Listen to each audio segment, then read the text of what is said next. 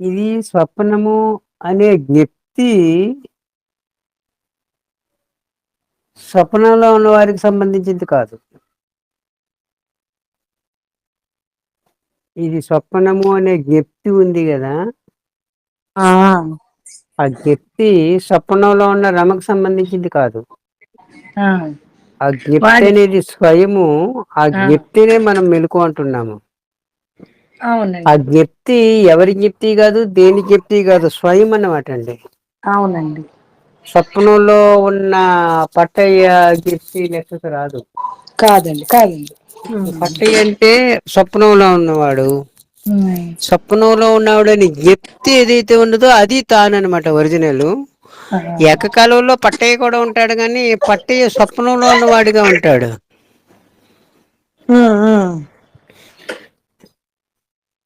స్వప్నంలో మిమ్మల్ని మీరు చూస్తున్నారు, మీతో పాటు అందరూ ఉంటున్నారు, అందరి మాటలు వింటున్నారు, అందరితో సంభాషిస్తున్నారు, అందరితో వ్యవహరిస్తున్నారు అనే జ్ఞప్తి ఉంటుంది కదా, అది స్వప్నాన్ని కనేది లెక్కకు వస్తుంది అనమాట అండి. అవునండి, అవునండి గురువు గారు. ఇది గుర్తించాలి. ఆ, మాటకొస్తే స్వప్నంలోకి వచ్చిన వారు లెక్క వస్తారు, ఆలోచనకు వచ్చినా ఉమ్, ఉమ్, స్వప్నంలోకి వచ్చిన వారే లెక్కకొస్తారు. ఉమ్, మాటకొచ్చినా ఆలోచనకు వచ్చినా స్వప్నం వైపుకి వచ్చేసినట్టే ఉమ్, అని చెప్తుంటారు మళ్ళా. ఉమ్, ఉమ్, అప్పుడు మాత్రమే మీరు మెలకువ, మీకు తెలియబడేది స్వప్నము లెక్కకు వస్తుంది.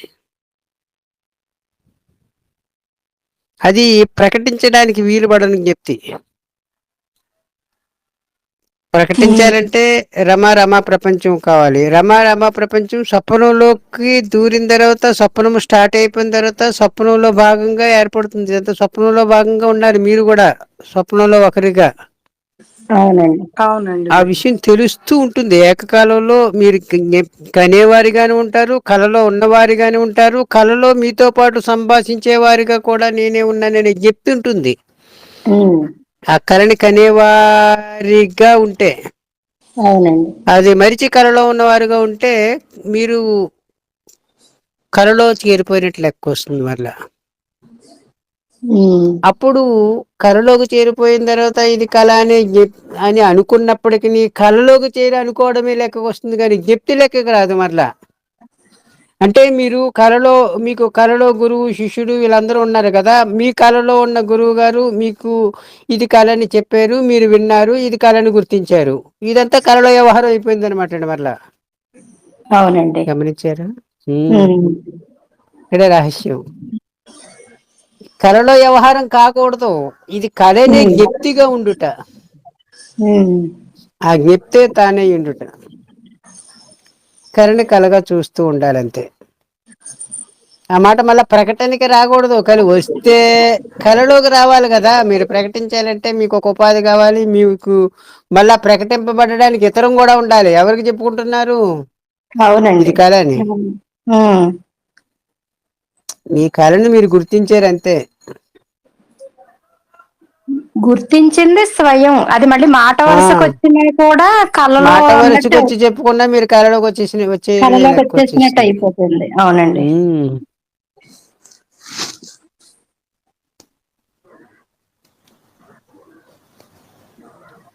అది విషయం అండి.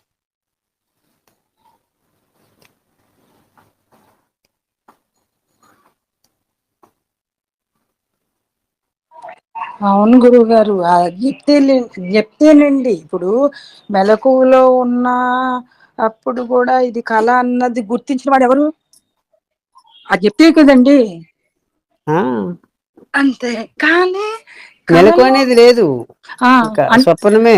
మీకు ఇది కళని స్వప్నంలో గుర్తింటే, ఆ స్వప్నంలో గుర్తించే వాడికే మెలకువ. కళని కనేవాడని పేరు, లేక ద్రష్ట లేక సాక్షి అని పేరు ఉమ్, గుర్తించేవాడికి. కళ ఉమ్, అన్నప్పుడు కనేవాడు అంటాము, ఉమ్, గుర్తించేవాడు అన్నప్పుడు ద్రష్ట లేక సాక్షి అని అంటాం అన్నమాట. కళలో కూడా గుర్తించేవాడని. గురువు గారు కళలో కూడా ఆ కళ వచ్చిందని చెప్పేవాడు వాడే కదండి, కనేవాడేగా. ఎవరు తీసుకుంటాడు? ఆ కళని కళగా చూస్తాడంతే. చూస్తాడు. చెప్పుకోవడానికి ఏముంది, ఇతరం లేదు, తనే కదా కళ అంతా వ్యాపించున్నది తానే. ఎవరితో కా చెప్పుకుంటాడు? మరి బయట ఇప్పుడు మనం కలగన్నాను అని చెప్పేది ఎవరు? ఈ కలలో కలగాబట్టి అది కూడా కలలో భాగమే. మీరు ఆహా! నిద్రపోయినట్టు మళ్ళా నిద్రపోయిన తర్వాత కల వచ్చినట్టు ఆ కళ నుంచి మళ్ళీ మేల్కొని ఆ కళ గురించి చెప్పడము ఆ! ఇదంతా కళ లెక్కకు వచ్చేస్తుంది. ఆ కళని కల కనేవాడు లెక్కకు రాదు. కళని కనేవాడుగా ఉంటే గిప్తిగా ఉండిపోతారు మీరు. ఆ! కానీ మరి ఇప్పుడు బయటకొచ్చి చెప్పేది ఎవరండి మరి? ఇప్పుడుంది నా కలొచ్చింది రాత్రి అని చెప్పేది ఎవరు? ఆ కనేవాడు గిప్తిగా ఆ! ఉన్నప్పుడు జెప్తి. మాత్రము ఏకకాలంలో గిప్తిగానే ఉంటారు. హ్మ్. కళని గుర్తించి కళలో ఉన్నవారుగా ఉండి మాట్లాడుతూ ఉంటారు. హ్మ్. హ్మ్. అప్పుడు హ్మ్. తనకు అన్యముగా ఉండదు.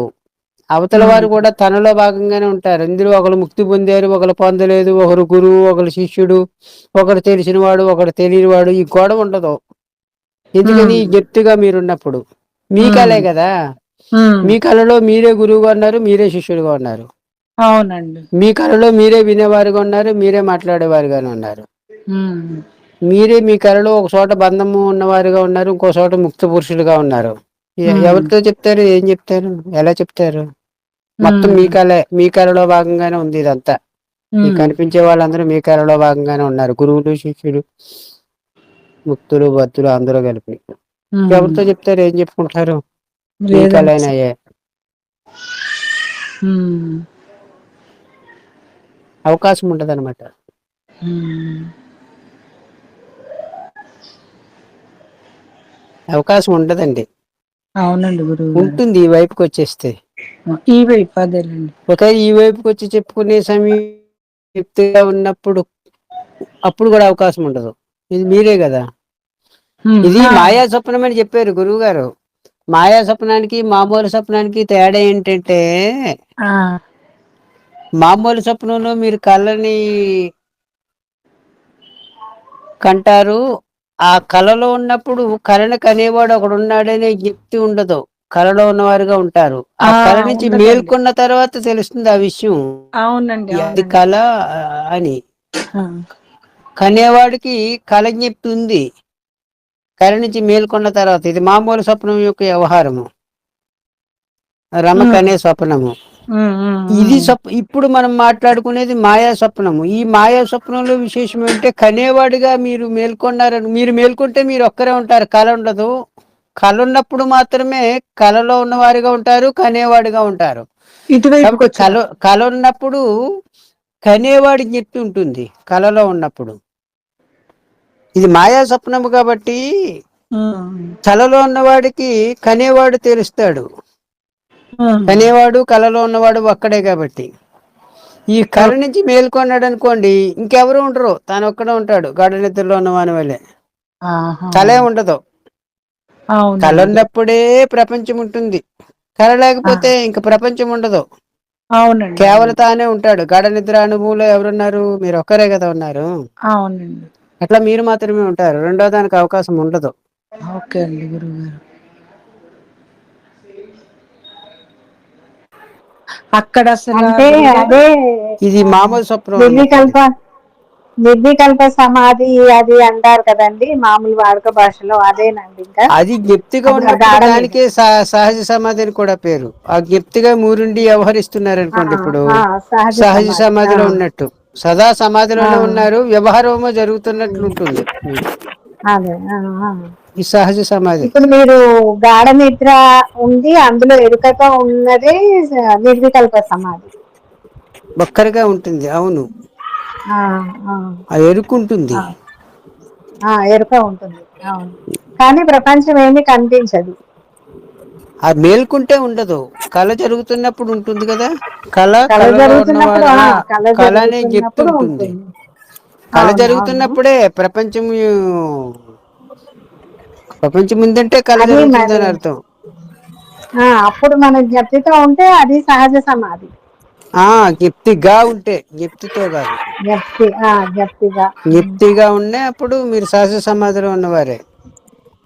ఆ జ్ఞప్తితో జ్ఞప్తి అంటే ఉంటుంది. ఏంటండి తేడా? జ్ఞప్తితో అంటే శారదకు సంబంధించిన వ్యవహారం అయిపోతుంది. ఓకే. ఎవరితో ద్వైతం కాదు, ఎవరిది కాదు, రెండొచ్చేస్తుంది. ఎవరి రెండొచ్చేస్తుంది. జ్ఞప్తి కాదు, దేని జ్ఞప్తి కాదు, అది స్వయం కదా.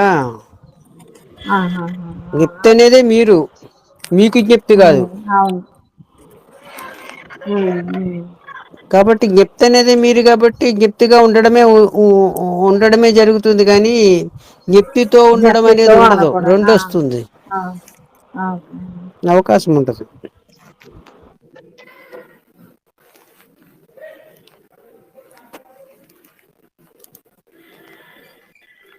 అక్కడ కల్లో గురువుగారు, కళలో ఆ స్వప్నంలో అక్కడ ఎరుక అనేది అసలు ఉండదండి గురువుగారు, అసలు ఉండదు. ఎక్కడ ఇక్కడ కనేవాడిగా ఉంటాడు తప్ప కలగంటున్నానన్న ఎరుక ఉండదు కదండి. ఈ రమ ఉంటుంది కదా, దాంట్లో కలలో రమ ఉంటుంది. ఎక్కడ మాయా మామూలు స్వప్నం కళల కాదండి. విషయం ఆ చెప్తున్నారా? మామూలు కళ, మామూలు స్వప్నంలో, మామూలు స్వప్నంలో కళలో ఉన్న వారికి ఉండదు ఎరుక. ఉండదండి, ఉండదు. అది ఉండదు ఉండదు అంటే కళలో ఉన్న రమకి కనేవాడి విషయం తెలియదు, అది మామూలు తెలీదు. స్వప్నము. మామూలు స్వప్నం ఆ అండి. కళ నుంచి మేల్కొన్న తర్వాత కనే మీకు కళలోని విషయం తెలుస్తుంది కాబట్టి ఇప్పుడు చెప్తున్నారు, ఉమ్, ఉమ్, ఇది మామూలు స్వప్నము. ఉమ్. కానీ ఇది మాయా స్వప్నంలో అలా కాదు, కళలో ఉండగానే కనేవాడు గాని ఉండొచ్చు, కళలో ఉన్నవారు గాని ఉండొచ్చు, కనేవాడికి ఉండదు. చెప్తుంటుంది. అవునండి. కళ నుంచి మేల్కొన్నారనుకోండి, కళే ఉండదు ఇంకా. కళే ఉండదండి, సృష్టి కళ ఇవేమి ఉండవు. సృష్టి ఉండదు, కళ అంటే ఉండదు, సృష్టి, సృష్టి సృష్టి ఉండదు, ఉండదు. ఉండదు. ఉమ్. ఆ సృష్టి లేకపోవడమే గాఢ నిద్ర అనుభవంగా ఉండుట. ఉమ్. ఆ మెలుకువ రావడమే మళ్ళా స్వప్నంలోకి జారుట, గాఢ నిద్ర నుండి. గురువుగారు ఇక్కడ ఇంకొక గాఢ చిన్న నిద్ర విషయం. నుండి జారుకున్న తర్వాతే వారు సాక్షిగా ఉంటారు, కళ నడుస్తూ ఉంటుందన్నమాట మామూలుగా. చిన్న చిన్న ఇక్కడ డౌట్ అండి గురుగారు, ఉమ్. ఇది ఆ ఎరుక అప్పుడు మాయా స్వప్నంలో ఆ ఎరుకగా ఉన్నప్పుడు నిజంగా ఈ సృష్టి ఉండదంటే అసలు ఏమీ ఏమీ తెలియని పరిస్థితి ఉంటుందంటారా గురువు గారు? ఇవేమి ఆ కనపడవా? సందేహాలన్నీ రమకు కదా వస్తున్నాయి, ఆ, కనేవాడిగా గొడవలేదు. ఉండదు. ఆ, అసలు సందేహం ఏమి ఉండదు, కరెక్ట్ అండి గురువు గారు. అసలు అవకాశమే ఉండదండి.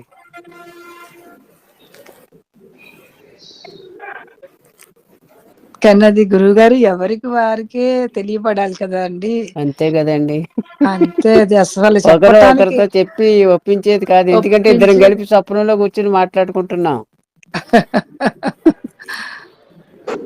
స్వప్నంలో ఉన్న ఒకరు మరొక స్వప్నంలో ఉన్న మరొకరికి చెప్పడం లాంటిది ఇది. అంతే అట్లా అండి. చెప్పడం అబ్బాయి అనేది ఎట్లా కుదురుతుంది? వీలు పడదు. నిజంగా చాలా చాలా అండి అసలు చెప్పినట్టు గురువు ఉంటుంది కానీ చెప్పలేనట్లు లెక్క వీడికి, జ్ఞప్తిగా ఉన్నవాడికి. అసలు అందు గురించే చెప్పామంటే ఇంకా తత్కాలిగా ఉన్నట్లు మోసమే ఉన్నదని అక్కడ. కారణం. ఉన్నట్లున్నదని చెప్పడానికి కారణం అదే. చెప్పానని ఎట్లా చెప్తారు?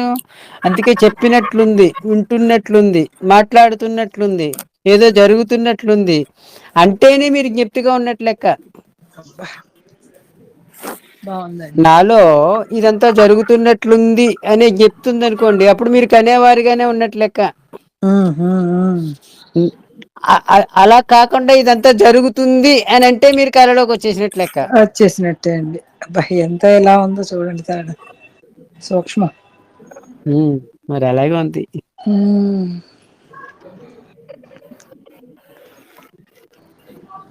ఎన్ని ఈ స్వప్నం అనేది గురువు గారు స్వప్నం అయిపోయిందండి అసలు ఇప్పటి వరకు అండి గురువు గారు. నేను 2 ఏళ్ల నుంచి వింటున్నట్టున్నాం కదా, అది అర్థం అవ్వలేదు అసలు. ఎన్నిసార్లు చెప్పారు గురుగారు ఈ స్వప్నం గురించి? నిజాన్ని చెప్పినా స్వప్నంలో చెప్పడమే కదా. స్వప్నంలో చెప్పటం అయిపోయింది.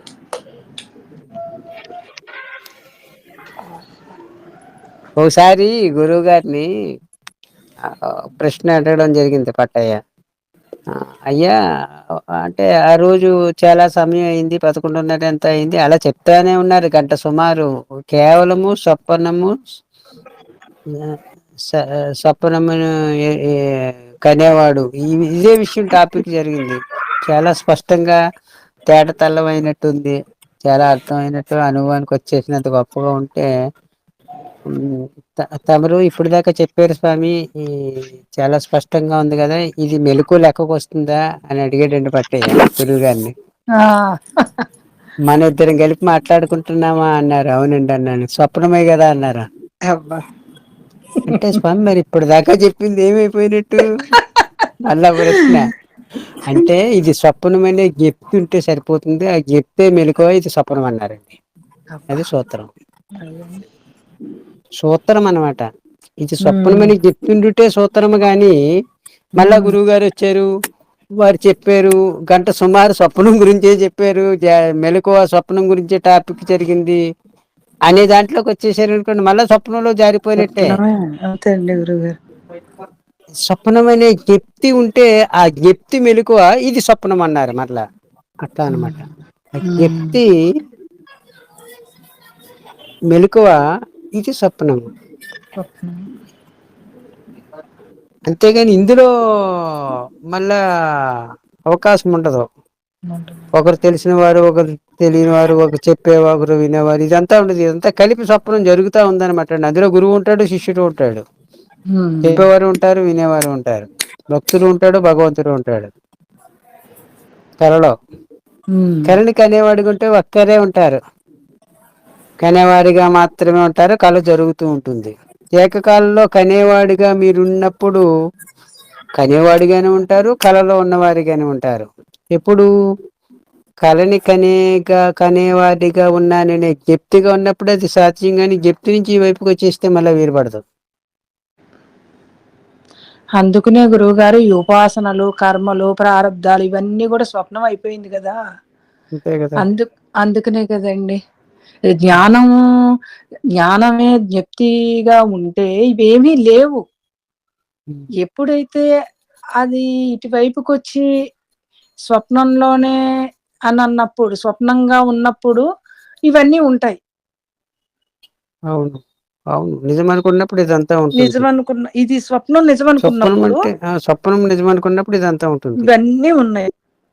స్వప్నం అనుకుంటే ఏకకాలంలో అదృశ్యం అయిపోతుంది. మొత్తం అదృశ్యం ఏ టు జెడ్ మీతో సహా సకలము అదృశ్యం అయిపోతుంది. అదృశ్యం అయిపోతుంది. అందులో కర్మలు, ఉపాసనలు, ధ్యానాలు, అనుష్ఠానాలు, తపస్సులు, అబ్బబ్బా నూరేళ్లు తపస్సు చూడండి. చేయొచ్చు కాక అదంతా కలిపి స్వప్నం అయిపోతుందండి.